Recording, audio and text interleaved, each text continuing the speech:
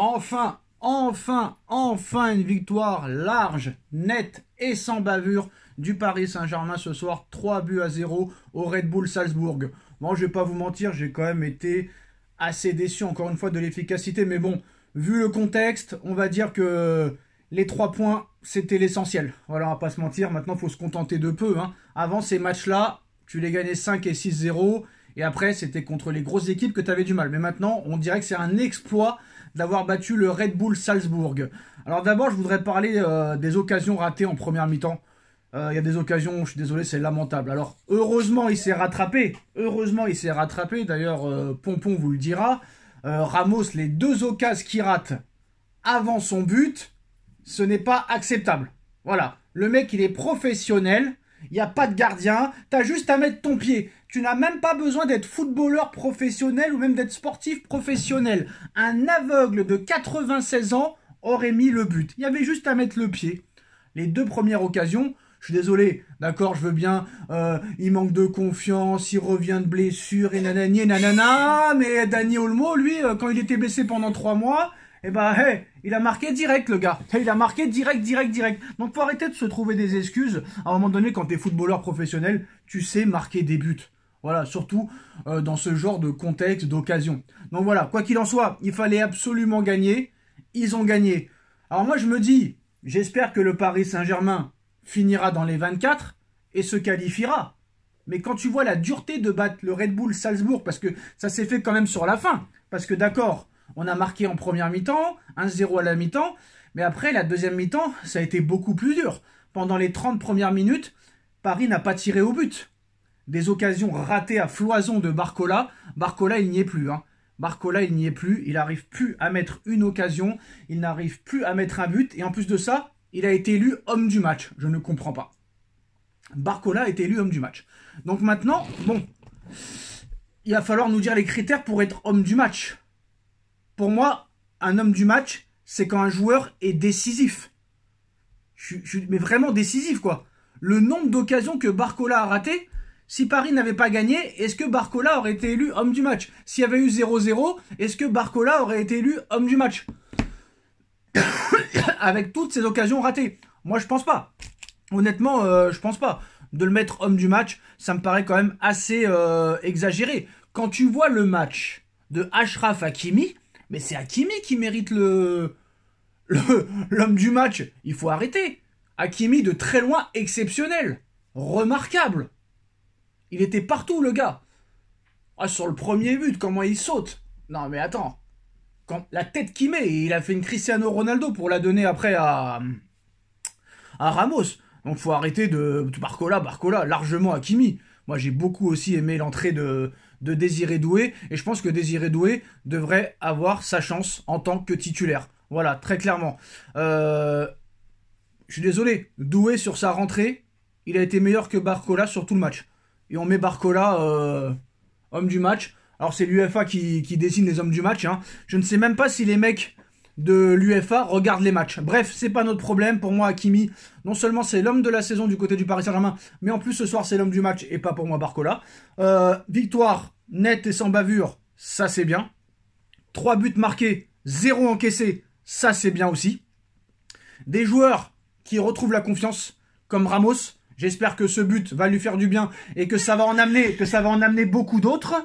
L'entrée de Doué, très très bonne, et son but aussi. J'espère aussi que ça va le lancer définitivement si Enrique ne fait pas le con en le mettant encore pendant 20 matchs sur le banc. Et bien sûr, Nuno Mendes aussi a retrouvé un petit peu de sa joie. L'entrée aussi de Lucas Hernandez pour son retour après 6 mois d'absence. Là aussi, ça a fait du bien au Paris Saint-Germain. Paris retrouve provisoirement, j'ai bien dit provisoirement parce qu'il y a une journée demain soir, la 24e place qualificative pour les barrages. Mais bon...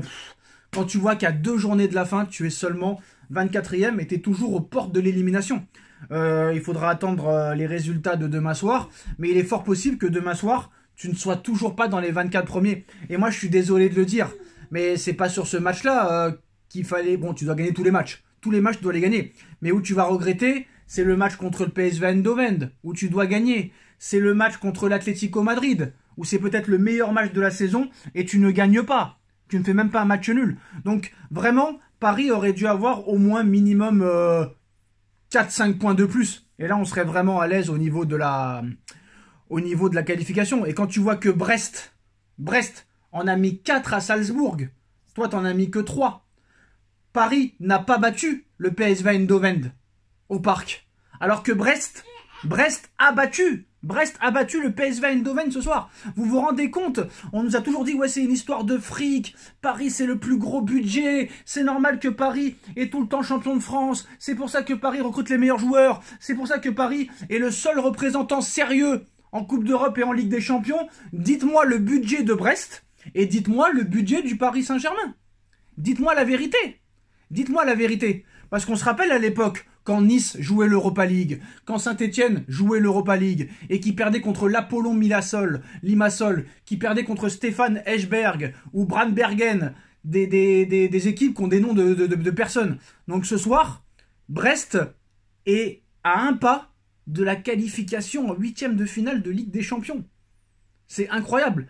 Il y a déjà 65% de chances que Brest se qualifie déjà dès les 8e direct et ne passe pas en barrage. C'est incroyable. Brest qui est devant le Barça, qui est devant Dortmund, qui est devant le Bayern, qui est devant Arsenal, qui est devant le Real Madrid, qui est devant l'Atlético, le Milan AC. Ce n'est pas rien. Devant Manchester City. Attention, Manchester City aussi aux portes de l'élimination. Attention.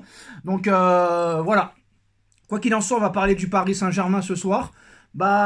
En fait, on ne peut pas réellement juger cette performance. On peut juger que la victoire parce qu'il n'y avait personne en face. C'est la vérité des choses.